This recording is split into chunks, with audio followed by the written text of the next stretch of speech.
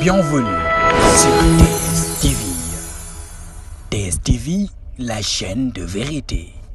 Excellence, Monsieur le Président de la République française, Monsieur Emmanuel Macron, chers collègues, chefs d'État et de gouvernement, Monsieur le Président du comité exécutif du CIO, chers membres du mouvement olympique, Mesdames, Messieurs, je voudrais à l'entame de mon propos remercier le Président Emmanuel Macron et M.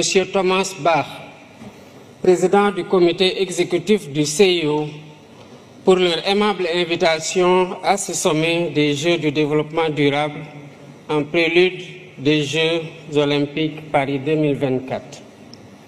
J'adresse à la France, pays hôte, et au mouvement olympique mes meilleurs vœux de succès pour ce rendez-vous de l'excellence sportive mondiale et de la fraternité humaine. En nous réunissant ici sous le sceau, sous la bannière de l'olympisme, nous faisons vivre toute la tradition antique de la trêve olympique, célébrant les idéaux de paix, de sécurité et de compréhension mutuelle entre les peuples. Cette tradition nous rappelle que le sport n'est pas que compétition. Il est aussi une humanité qui rassemble les peuples au-delà de leurs frontières et de leurs différences.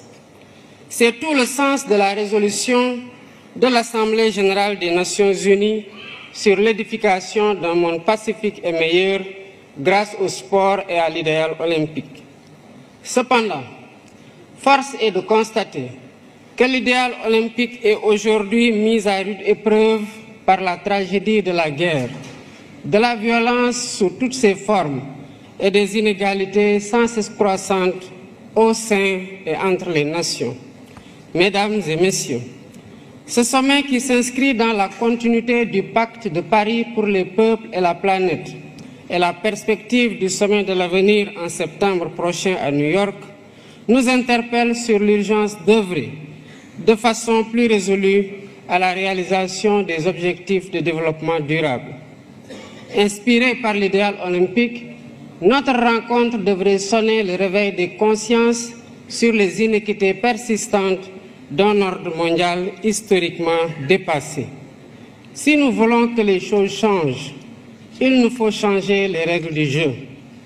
Je pense à l'évasion fiscale, aux congés fiscaux abusifs et aux autres flux financiers illicites qui privent nos pays de ressources vitales au financement du développement.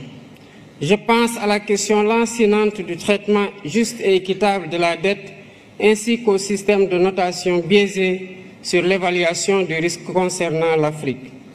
Je pense aux conditions inéquitables de la transition énergétique, quand certains partenaires interdisent le financement à l'étranger de sources d'énergie fossiles, y compris le gaz, alors qu'ils continuent d'utiliser eux-mêmes des sources beaucoup plus polluantes comme le charbon. Je pense à l'architecture de la gouvernance économique, politique et financière mondiale, héritée de la Seconde Guerre mondiale, dont la composition des organes et le processus de décision ne reflètent plus les réalités de notre temps.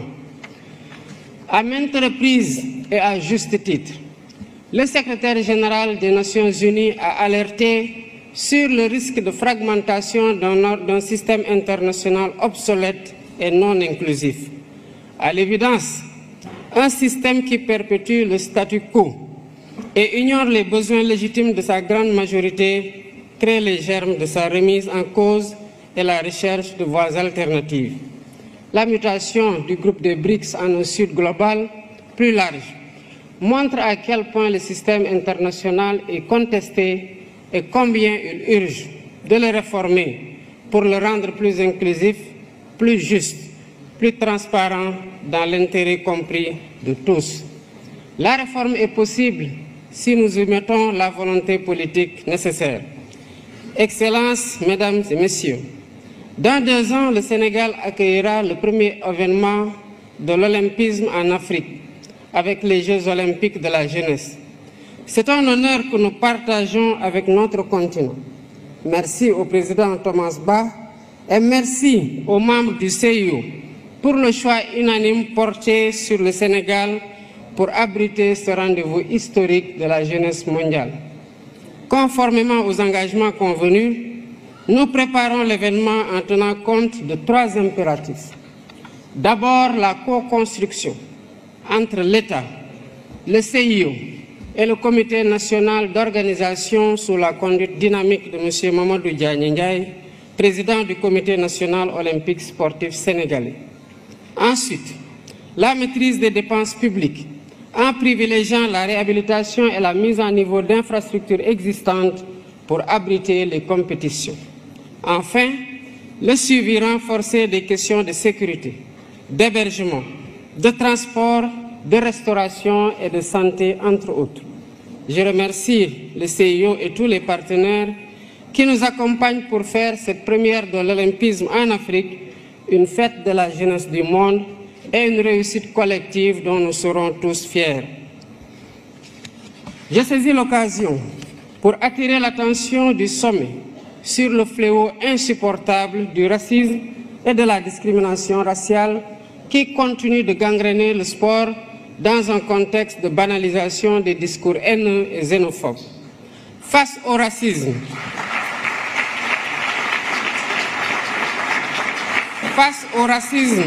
et à la discrimination raciale, nous devons rester debout et intransigeants. C'est ainsi que nous pourrons mieux protéger les valeurs cardinales de l'olympisme et célébrer ensemble sa magnifique devise « Citius, Altius, Fortius ». Je vous remercie de votre aimable attention.